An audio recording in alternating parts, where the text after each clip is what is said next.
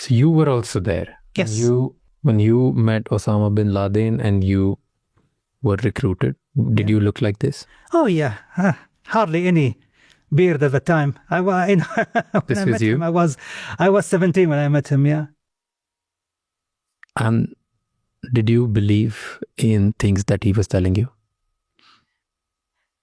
Because the man right next to you clearly believed. He swallowed everything and he then ended up becoming a suicide bomber. Did you actually believe in it?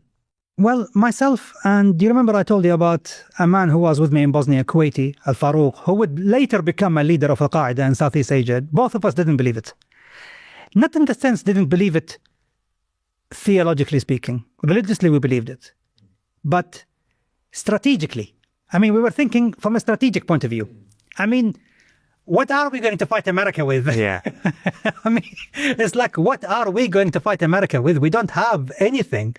And it's like, it's like, imagine a girl, pretty young girl, like, basically, and a young, broke guy coming to her, basically, with a worthless old silver ring and saying, please, will you marry me? I mean, come on.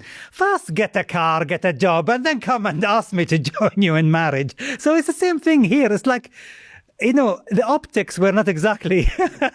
I wanted more to be convinced. And also, don't forget, I am an annoyingly inquisitive person.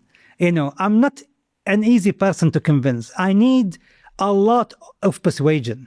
And so that persuasion will happen a year later. In August 1997, a year after I met bin Laden, I returned back to Afghanistan from Southeast Asia. And when I went there, I remember like Al-Farouq was telling me to carry a message to Osama bin Laden and something like that. And I said, okay, I will give it to one of the, people associated with him. And so there in Jalalabad, in the safe house, I met the head of Osama bin Laden's bodyguard. So his entire protection unit, and a close advisor of his name was Abu Hamza al-Ghamdi, a Saudi guy, and a veteran of the Afghan and Tajik jihad. Yes, there was a jihad against the Tajikistan government, north of Afghanistan, like in 1993, 1994.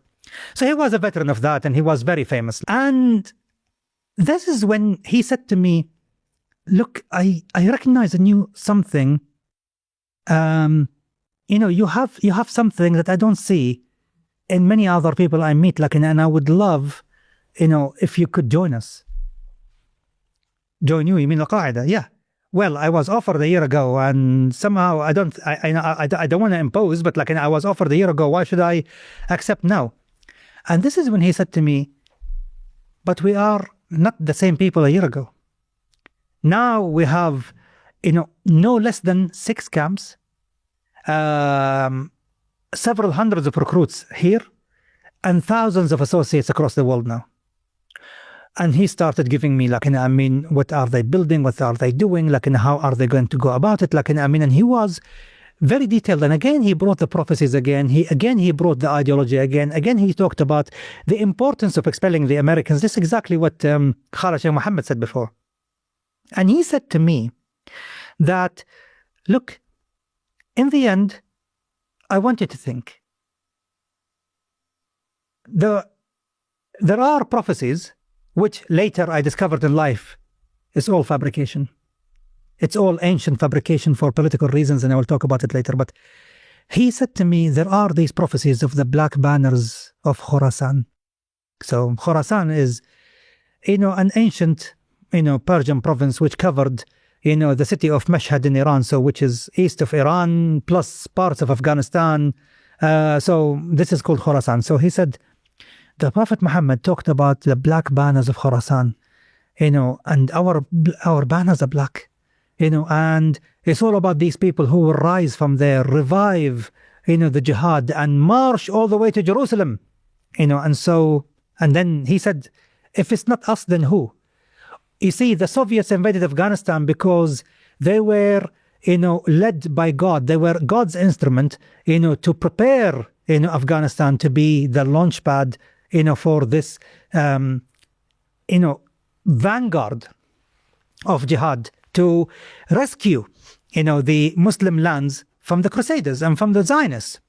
So I was like, you are making sense here. Okay, keep talking. And he kept talking and talking about it in a way that really, the multitude of the narrations, he said, the multitude of the narratives, the multitude of the text, he was quoting. And in the end, he played on the commitments to God, to the faith, and to the conscience. And he said, tell me, what if you don't join it? So he was playing on my love for being part of history rather than being a spectator. You remember I told you about this. He said, what if you don't join it? But then, not only you will have a regret, in this life when you see the people who joined it actually achieve, what God intended for them to achieve, but also what you will see is that in the day of judgment, when you are before God, and he will ask you, I gave you the chance to be part of my vanguard, the vanguard for my faith, and you didn't join it. What is your excuse there? So I said, you know what? Just give me the few hours to pray the guidance prayer. I'll ask God for guidance and I will tell you how I feel about it. Hours later, I told him I want to join. And so he said to me, perfect. In the first week of September, see me there in Kandahar. Come to Kandahar, come to Tarnak, where they have the big compound there for themselves near the airport. I'll meet you there. I will take you to see, they call him Sheikh Abu Abdullah. Osama bin Laden was known as Sheikh Abu Abdullah. So we go and see Sheikh Abu Abdullah and, you give him your allegiance yourself. So 3 weeks later, I was there. And I remember, when I was there, Hamza was so happy to see me. And then he came to me after, the evening prayers and said to me, come with me. Went to him, to Bin Laden's study. So it was, very simple room. I would say, basically maybe 5 meters by, 3 meters. And bookshelves, everything. And something to sit on the floor, it's like these little mattresses you sit on the floor on. And the first thing that struck me, how tall he is, and how kind his face looked. Remember, the path to hell is paved with good intentions. And among these are the good intentioned people who think they are doing the right when in fact they are doing wrong. They are doing evil. There is a verse in the Quran, they say, the worst of evildoers are those who think they are doing the right thing. So, when you meet him, immediately you are struck by the welcome, the kindness, the warmth, that you feel from him straight away. Remember, they can't keep you if they really present a awful side. You are a volunteer. So they don't want to lose you. They want you to be part of them. And so there is that special brotherhood, that happened there. These people, they are psychopathic. But then, as I mentioned in the book, among them, there is a great deal of brotherly care and tenderness. It's like they look after each other so much, and they really have that dedication towards each other. It's like solid, with each other, but that is compensated by complete hatred against the outsider. So that's how this thing is balanced. And so when I sat down, he of course asked me about where I'm from, where I come from, and all the experiences I had in the past in the jihad in Bosnia and elsewhere. And I told him about my trip with the Farouk to Southeast Asia, and my 8 months there. And then, he was joking. He looked at Hamza and he said, well, I don't think basically he's a commando's material. Look at him, it's looking like a bookish whatever. But this is, he smiled, of course, he wasn't, belittling me, but he was trying to prepare me for what he wants me to do. So Hamza said, look, do you remember I told you there are certain qualities, that I see in you, which I don't see in many other people? You have two important qualities. First of all, you are willing to learn. really willing to learn. You have the capacity for learning and are willing to learn. There are people who are willing to learn, but they have low IQ. What's the point? So you need to be willing to learn and have IQ, have a high IQ. And the second is patience. You're a patient man. You do have patience. And that's important because we're going to send you to an important, camp, secretive, it's hidden somewhere there in the mountains, and you will be learning bomb making. So I was thinking, well, this is the best Eid gift I ever got. I mean, thank you. That's exactly what I want more than anything else. It's the elite status. It's the best thing. And plus, basically, come on, it's like if you tell kids, I'm going to teach you chemistry today. Mix this, and then boom. What is not to like about it? And, within a few days, I was shipped to Abu Khabbab camp in Nangarhar, just on the border between Nangarhar and Laghman province. But then, how did you swear in? Like, is there a swearing in ceremony? It's not a ceremony. Were you sitting down? Were you on your knees? Were you standing? What do you say?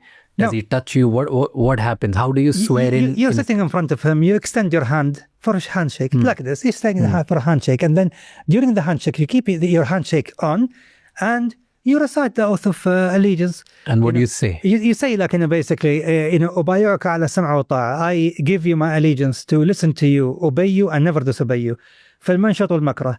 In the good times and the bad times. أحارب من حاربت. I fight against those who you fight. وأسالم من سالمت. And I make peace with those who you make peace. أن أطيعك طالما ما أطعت الله. And I obey you for as long as you obey Allah. Wallahu ala dhalika shahid, and God is our witness. That's it. It's over. It's like as a handshake, these sentences is done. I'm now, member of Al-Qaeda. And were you standing? You bending down? You sitting in front of him and shaking, handshake. So you both are sitting? Yeah, we both are sitting and it's a handshake.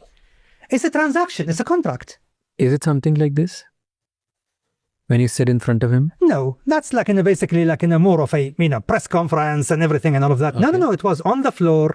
He was sitting on the floor. I was sitting on the floor in front of him, like on this carpet. You sit on the carpet on a thin mattress, basically and you just it's a handshake. Where is this from? This is from February 1998. This is the declaration of the jihad against the Crusader Zionist alliance. This is when they want to make it public. Yes. This map actually, is in the prayer hall in Tarnak Farm. This is Tarnak Farm. What is Tarnak Farm? The major headquarters for Al-Qaeda in Kandahar. Thank you so much for watching this episode till the end. We would love to know what you liked or disliked about this episode and which guest you would like to see again on this show, or which are the new guests that you want to see. Let us know in the comments. Your feedback helps us improve and make every episode a little better. I'll see you the next time. Until then, keep figuring out.